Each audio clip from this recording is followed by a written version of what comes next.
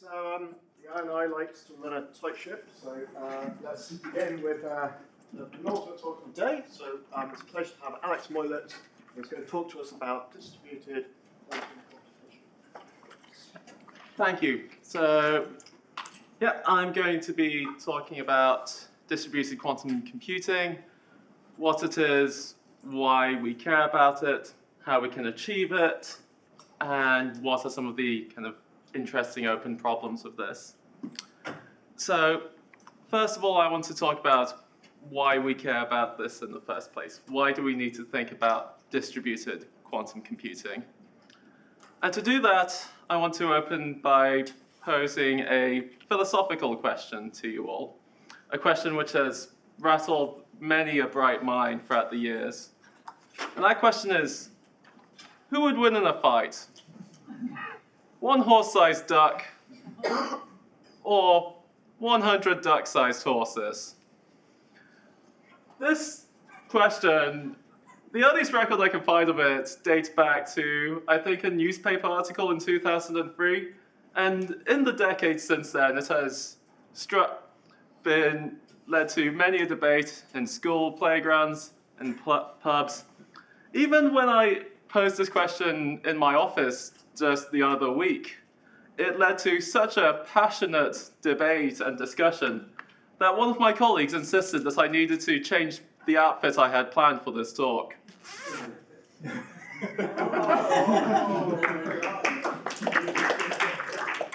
Sadly, said colleague is not at this talk, but I want her to know that I am willing to commit to the bit. Now, you might be sat here thinking to yourself, does this person really know that they're speaking at a quantum computing conference? Why are they talking about ducks so much? Well, the reason why I care about this so much is because quantum computing has a scaling problem. If you look at some of the kind of recent exciting developments in algorithms and applications for quantum computing, the areas where we're likely to see significant advantages, you see that some of these applications, such as material sciences, periodic systems, require hundreds of millions of qubits. If we want to factor large integers, that could still require tens of millions of qubits.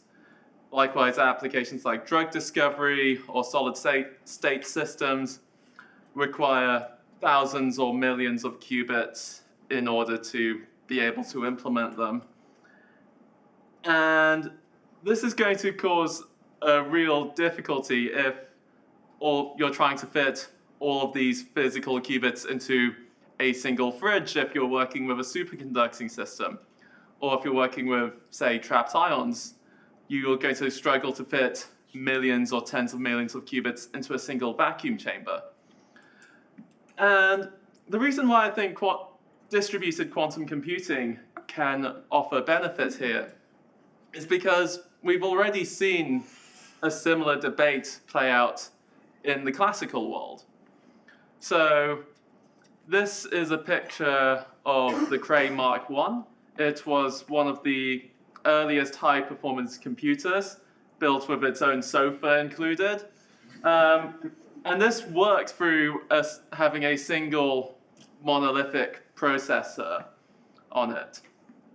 And at the time, this was a very powerful device. In fact, there were other computers which did act in a distributed setting, such as the Iliac 4, but they didn't perform as well as the Cray Mark I. And this ended up leading to kind of monolithic devices initially winning out. And supposedly, the founder of and namesake of Cray, Seymour Cray, I couldn't find a citation for this quote, sadly, but he is claimed to have said in this debate, if you were plowing a field, which would you rather use, 2 strong oxen or 1,024 chickens?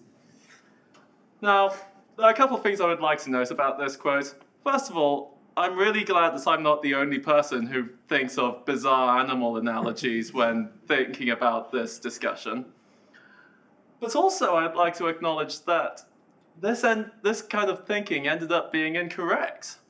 If you look at modern-day high-performance computers, such as the Frontier, this is the first computer to achieve exascale performance on a supercomputer. It was all and it's achieved that through having thousands of CPUs and tens of thousands of graphics processors, all within this design.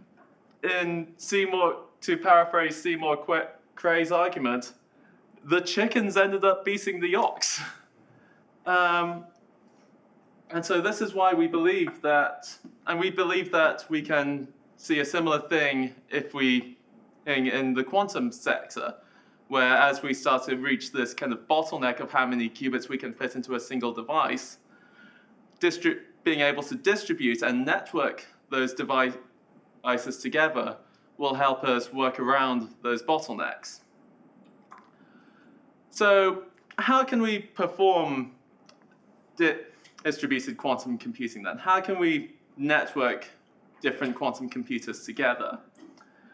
For the purpose of this talk, I'm going to be focusing primarily on trapped ions, but in principle, you can apply similar things to other platforms as well. So if we're working with a trapped ion system, what we want is a way of coupling our ion qubit to some kind of flying qubit, such as a photon.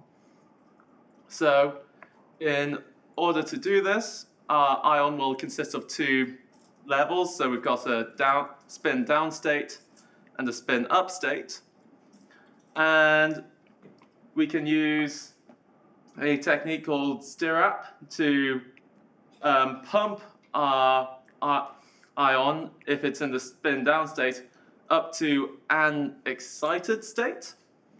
And then over time, this excited state will decay back down to the ground state. And in doing so, it will emit a photon. And so this gives us a scheme in which we are able to emit a photon depending on whose state is dependent on the state that our ion is in. So this allows us to generate a single photon from a single ion. If we want to get multiple trapped ion systems to communicate with each other, we then need to take this principle and use it to develop entanglement. So in order to do that, let's suppose that we've got two ions here. If each one gets coupled to a photon, so we have a photon coming out of this ion on the left and this one on the right, we can then use a beam splitter, so a 50-50 mirror, to essentially scramble the information from the photons. So we no longer know which photon is produced by which ion. And then if we introduce single photon detectors after this beam splitter, then we are able to, depending on the measurement pattern these detectors record, we will get some information about which state the ions were in. But because we lose the information about which photon came from which detector, this allows us to generate entanglement between the two ions. So this works for generating entanglement between two ions, which may be distributed. We've also know that this isn't just a theoretical thing. This has also been experimentally demonstrated. So this was from a paper from the University of Innsbruck, where they were able to entangle two trapped ion systems, which were spatially separated by orders of a couple hundred meters. So this isn't just something which kind of exists theoretically or on a small scale. We've actually been able to do kind of larger demonstrations of this principle. But the question still remains, how do we go from 2 nodes to a larger network? So if now we've got, say, multiple trapped ion systems and we want to entangle them together, what we could do is we could repeat this process between every pair of nodes in our network, but then that gives us a quadratic scaling in the complexity because we need to match up all pairs. So we'd rather avoid doing that. But what we can do instead is if we have some number of detection systems, like the ones above, and then we introduce a reprogrammable switching layer in the middle, we are then able to reprogram which ions go to which detectors, and therefore generate entanglements between different pairs of ions in our network. So this allows us to generate entanglement between any pair of nodes in our network without needing to kind of have dedicated setups for each pair. So once we've got our network established, we need to think about how can we do quantum computing across this network. So one of the simplest ideas you could do is, well, if you have an entanglement, if you have a pair of entangled qubits, so which are distributed across 2 nodes. So these are 2 nodes here, and if we've got a Bell pair between this pair of qubits, we know that we can use what is a process called qubit teleportation, which, if we follow this circuit here, will end up teleporting this qubit in the top left corner, the state to our qubit on the separate node. So in principle, we could use this to perform distributed computation by generating our entanglement and then using qubit teleportation to move the qubits across the 2 nodes. Oh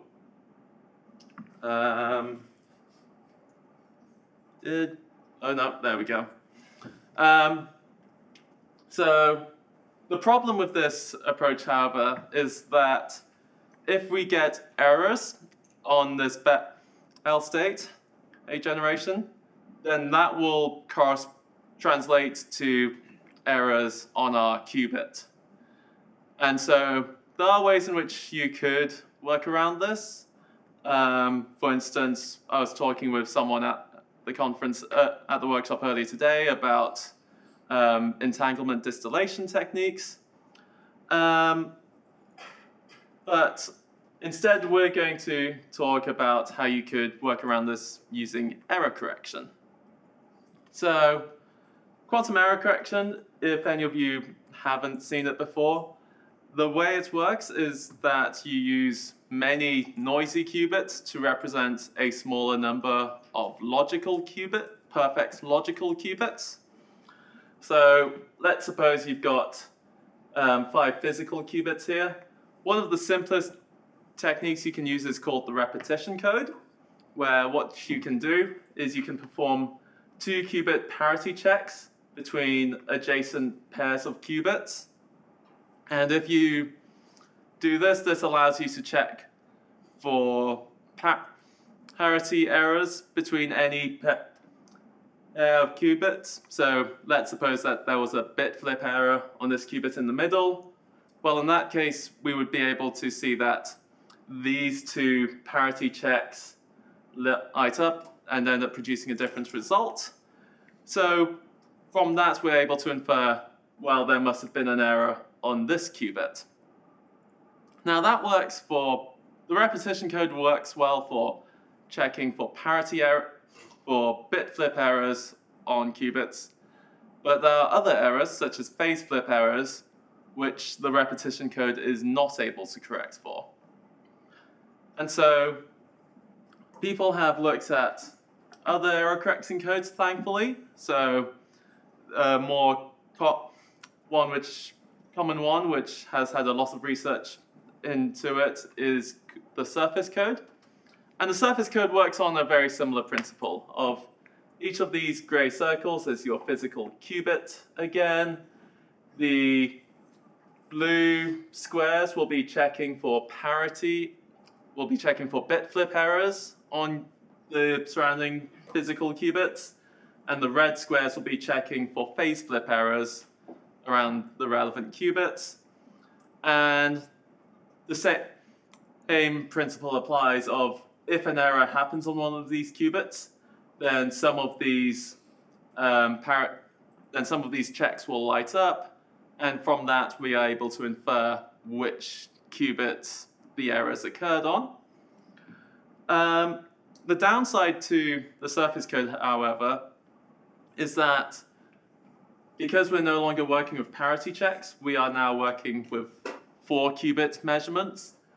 Implementing these measurements and measuring these checks in practice requires a more complicated setup where you have these auxiliary qubits which are connected to the surrounding data qubits. This works well in kind of a monolithic system where, because you're just working with a 2D surface and each qubit is connected to its 4 nearest neighbors, this can work well for kind of for a lot of 2D devices such as superconducting circuits. But the challenge is that being able to break up these measurement qubits and distribute them across different QPUs ends up being more complicated. So at New Quantum, instead, what we're looking at are flow K codes. Flow K codes are a relatively new type of error correcting code. They were first investigated about 3 years ago in this paper by Matthew Hastings and Jungwon Ha. They act a bit similarly to surface codes in that each of these hexagons measure different Pauli errors. But the difference with one of the key differences compared to the surface code is that with flow K codes, each one of these kind of hexagon checks can be implemented as a series of pairwise measurements on your qubits. So if I take, say, this red hexagon here, I can break it down into measurements between 6 2-qubit measurements, so this consisting of the edges around it.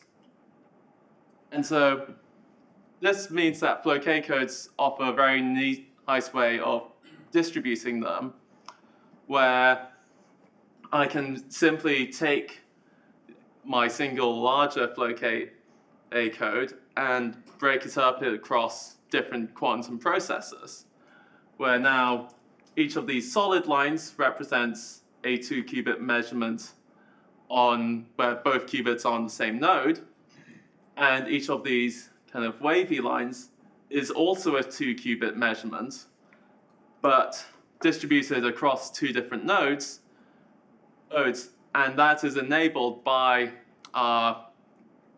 generating a pair of bell state, which one of the qubits will go to this QPU, one of the qubits will go to this QPU, and then through local operations we are able to implement these measurements. And so from doing this, we're able to implement quantum error correcting codes on a distributed network set of quantum computers. So I just want to talk quickly about where we want to go next with this work.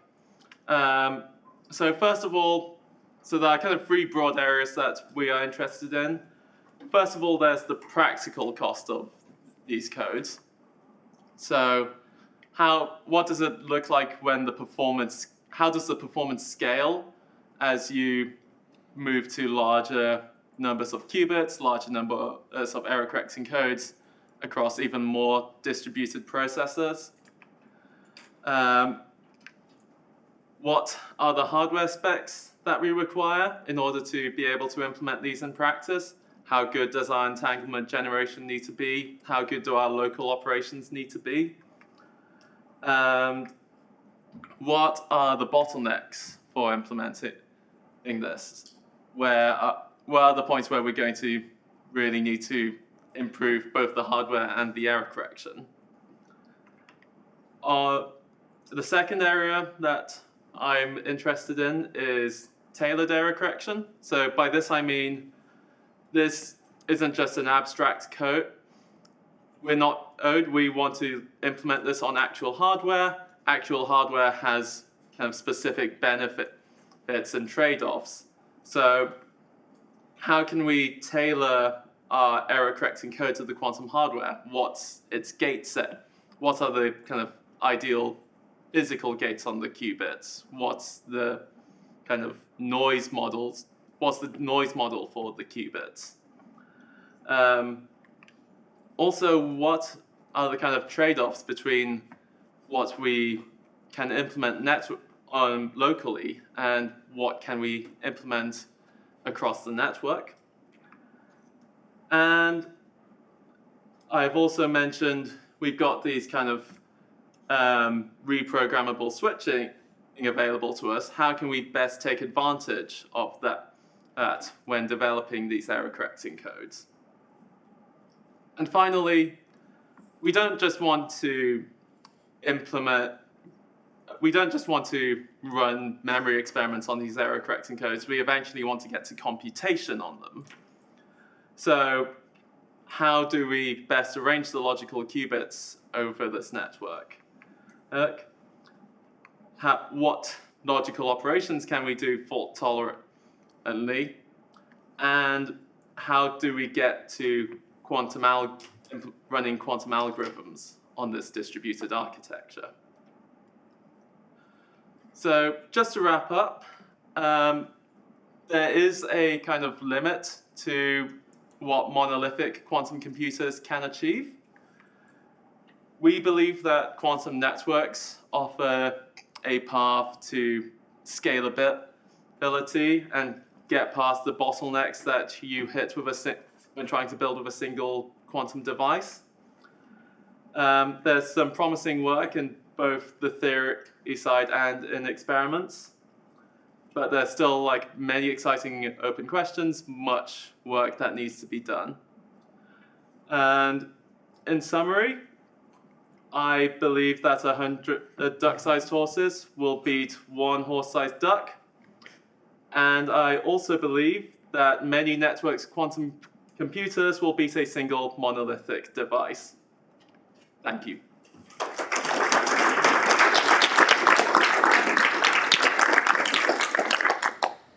So we certainly have time for some questions. Ready? Thank you, Alex, for the talk. The way you showed how you share the entanglement is through the photons that are generated. Mm-hmm. So I'm guessing this applies to photonic quantum computing platforms, or would you use this method also for superconducting devices, or maybe if you have two ion traps or something? So yeah, so we're primarily concerned with ion traps at New Quantum, but in principle, any kind of quantum computer where you can kind of interact your qubits with a photon will also kind of extend to this work. Yeah. So you said you were interested in using blockade codes because of these small gauge checks that you can do. So I know that subsystem codes also have small gauge checks, but they don't have this sort of dynamically shifting code space that blockade codes do. Is there a reason you're using blockade codes over just subsystem codes? there isn't a particular reason for it. We could, I think, subsystem codes is what an area which we could look at further.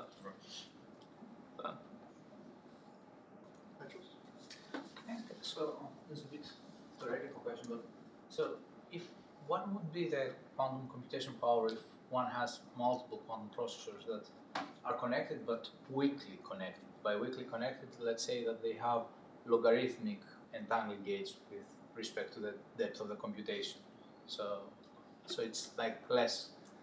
Would you have full quantum, or do you have any like shallow type of connectivity? Yeah, I don't think we've got a kind of good understanding of that yet. There's still, so yeah, I don't know about with regards to depth of the circuit.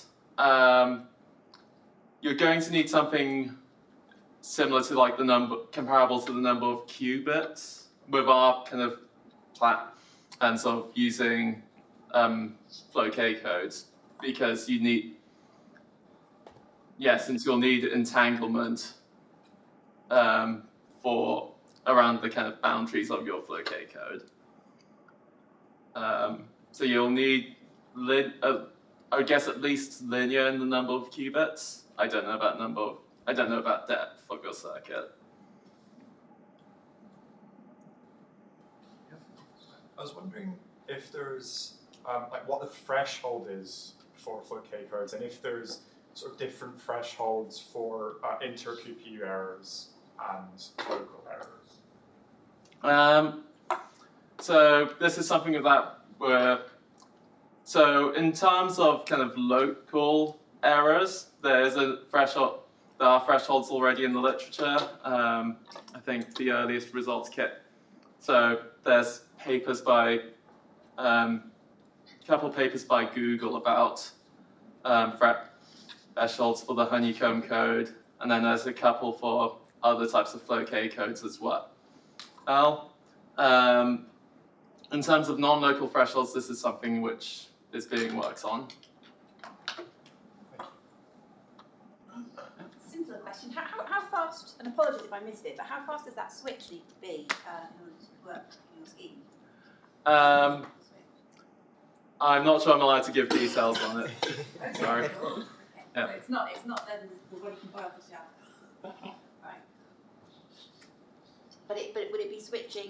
Would it be switching depending on sensing or heralding in some way, or is it just for a routing functionality? It would probably, the switching is just for routing functionality. It's not about which one has worked or which one has. Yeah, and also it's worth noting with the flow K codes themselves, if all you're doing is kind of a memory type experiment, the kind of connectivity is static, so you don't really need switching for that point. It's more if you want to do like computation, that's the point where switching starts to become important. Yeah, I really like that question about connectivity, and just to follow up on that.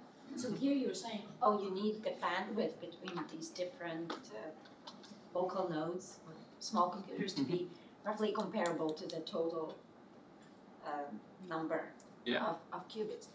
And then you had this picture of like the exascale computer, right? Do you know these, like what's the bandwidth there, like between these different processors? Yeah, I don't know about the bandwidth of the classical processors. I know that I think they've got kind of specific network layouts to them, but I don't know the details of it. Yeah, I think it would be interesting to know, like roughly just how it scales, like with the total memory size or the depth of the computations they run. Yeah, I think that there are kind of some theorems around this, like there's a scaling law called Amdahl's law, I think, which is about the kind of limit to how much of a speed up you can get when kind of parallelizing a classical problem. I don't know if there's an analog to quantum. Maybe another good future. Yeah. Maybe just two more questions, so at the back first. So is it possible to run different quantum error correction schemes on your different local node? Sorry, what was that? Like if you run different quantum error correction schemes on different local nodes in the distributed.